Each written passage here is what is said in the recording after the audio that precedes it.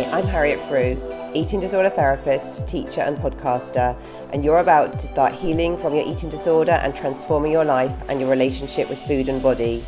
I've worked in NHS and private practice supporting clients for 20 years, and I believe that recovery is possible for you. This podcast dives into expert interviews, evidence-based psychological approaches, and anecdotal tips from the therapy room from my years of experience. If you're wanting to heal your relationship with food, feel confident in your body, develop self-love and self-acceptance, and create a life of freedom and meaning, then this podcast is for you. Thank you for being here.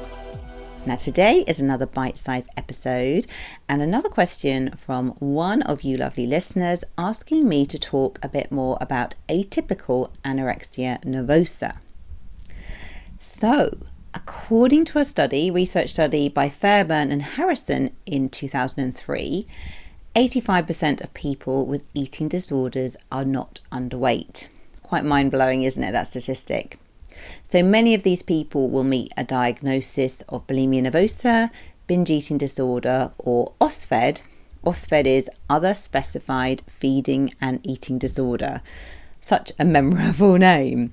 So atypical anorexia nervosa falls under the OSFED diagnostic category.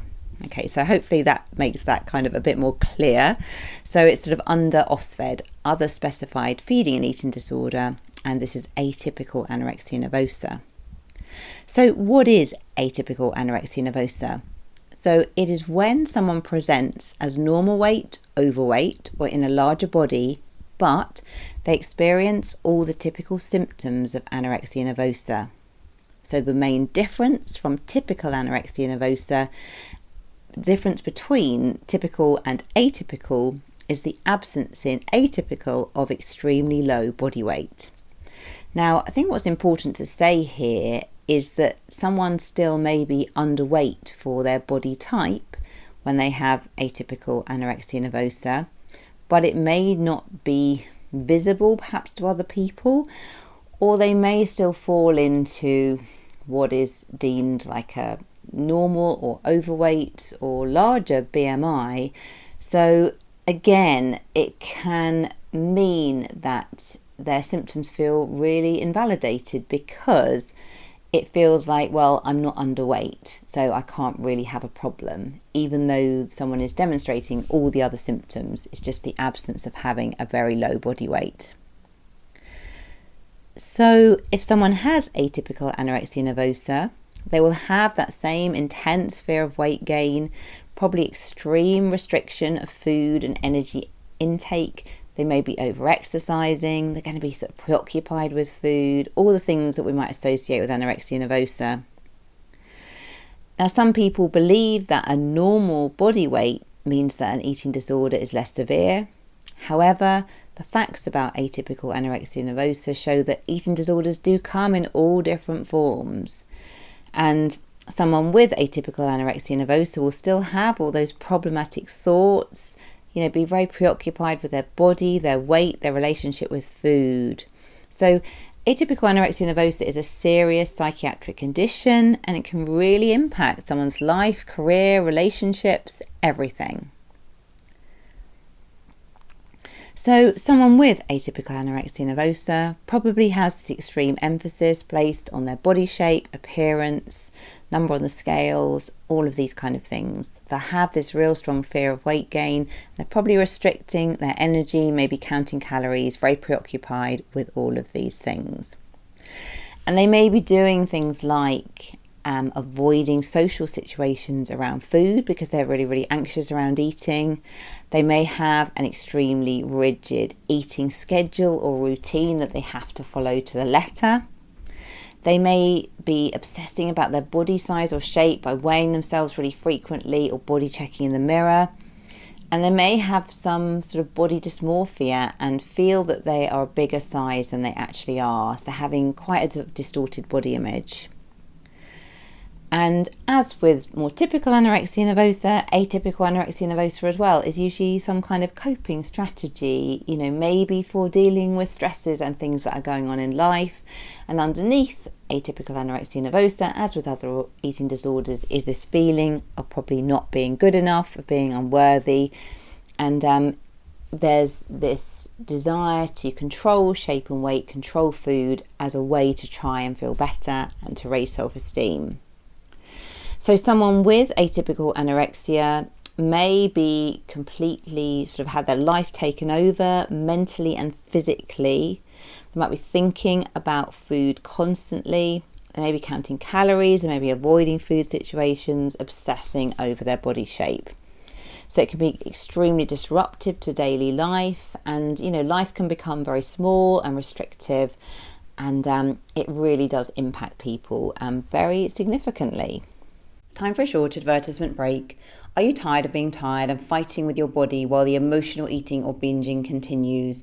You are not alone. Emotional eating is not your fault, yet is something you deserve to fully overcome. Are you ready to gain massive insight into your emotional binge triggers and understand the roots of why you are self-sabotaging with food and your body? You'll want to check out emotional eating, digestive and hormone expert Amber Romaniak's The No Sugar Coating podcast, with over 500 episodes diving deep into emotional eating and binge triggers, female hormones and gut issues, weight blocks, cravings, and the physical, emotional and energetic connections to our triggers. After overcoming her own food addiction, binge eating and emotional eating behaviours fully, and now helping thousands of women in the last 11 plus years, Amber provides knowledge and guidance to help assist you forward on your journey to food, body freedom and beyond. This podcast will help you build a newfound level of understanding that you may have never had before. There's no diets, no quick fixes and no band-aid approaches here. This podcast is about building self-love, acceptance, confidence and becoming in tune with your relationship with food, thoughts, symptoms, and will help you start to take your power back. If you truly want to feel free from emotional eating, come take a listen. Visit amberapproved.ca/podcast to start listening and take the next life-changing step on your journey. Link is in the show notes. You can also listen on iTunes, Spotify or any podcast app. You're not alone and you can break free. And you can also check out a wide variety of resources, a free emotional eating quiz, one-to-one coaching support and more about body freedom at amberapproved.ca/. Link is in the show notes. So although someone is not sort of dangerously underweight, as with someone with typical anorexia nervosa, they may still be experiencing a number of physical problems because of starving themselves, restricting their food. So things like having a very low heart rate, they may be feeling faint, dizzy or lightheaded and have low blood pressure. They may be experiencing symptoms of depression, anxiety or maybe obsessive compulsive disorder. They may even be having some suicidal thoughts. They may have low bone mineral density and a risk of developing osteoporosis. They may have lost their period if they're female, loss of sex drive as well across all sexes. They may lose fat or muscle mass. They may have anemia or other nutritional deficiencies. They may develop gastrointestinal kind of issues, like a lot of sort of IBS type symptoms. They may experience thinning or lossing of the hair. And they may even experience cardiovascular conditions, including low heart rate or low blood pressure. So you can see, it can be very, very dangerous. There's also some thoughts around the fact that someone with atypical anorexia nervosa as well may have an even greater level of body dissatisfaction compared to someone with more sort of typical anorexia nervosa. And I think this is because as well, they're suffering with all these starvation symptoms, but then they're not getting the praise or relief or validation from the culture maybe that, they are thin or losing weight, that may come with someone who is more obviously underweight. So actually the body image can be pretty rubbish and they can feel very, very lonely and isolated because they're dealing with all these things on their own. So atypical anorexia nervosa as well, it is a serious issue. It's a serious problem because often people are not diagnosed. They often go to the doctor. They might be explaining their symptoms, and I think at least historically symptoms haven't been validated and people have felt, well, I'm not really ill enough to have a standard eating disorder, or I need to lose more weight because I haven't got a proper eating disorder. And I think another problem as well is the wellness and diet culture that we live in often eating disorder behaviours are kind of promoted almost if you are in a larger body. So if someone is underweight and visibly very, very thin, and they're sort of restricting their eating, avoiding social situations, being preoccupied with food, obsessing over weight, then people will often show a lot of concern for that. Whereas if you're in a larger body, or you are normal weight or overweight, people will often praise you for the same symptoms that someone else may be experiencing in an underweight body. And this is just very, very confusing and really, really, really unhelpful. So I think there's a lot of people out there that don't even realise they have a serious problem with food. They possibly have an eating disorder because of their symptoms are often praised or encouraged by others who just don't really understand that this is a serious issue. And so people can suffer for years not realising there is something wrong. The helpful thing is that at least these days, I think we're starting to recognise atypical anorexia nervosa more and more. And if you are listening and you recognise yourself here, do reach out for support. Your symptoms are absolutely valid and you do deserve help. And remember that 85% of people with eating disorders are not underweight. So we often get stuck in that thought pattern of thinking, well, I'm not really thin, so my symptoms aren't valid. Your symptoms are valid.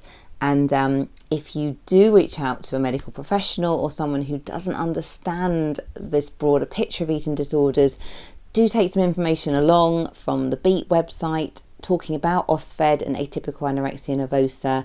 And, don't be put off if you approach someone and your symptoms are not validated on that first meeting, because I think it's just so important that we raise awareness and understanding, and that people of all shapes and sizes get the help they deserve.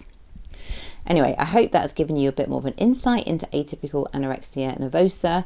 Now, it's quite a large topic, so if anyone has got more things you want to share, do send me a DM on Instagram. That's at the eating disorder therapist _. I would be very interested to hear more about other perspectives about atypical anorexia nervosa. So if you're not following me on Instagram, do seek me out, the eating disorder therapist _. For further support with your relationship with food, do go to the eatingdisordertherapist.co.uk. And if you enjoy this podcast, I'll be so grateful if you'd follow, rate and review, as it helps it reach so many more listeners. Thank you so much for listening today, and I look forward to sharing another podcast episode with you very soon.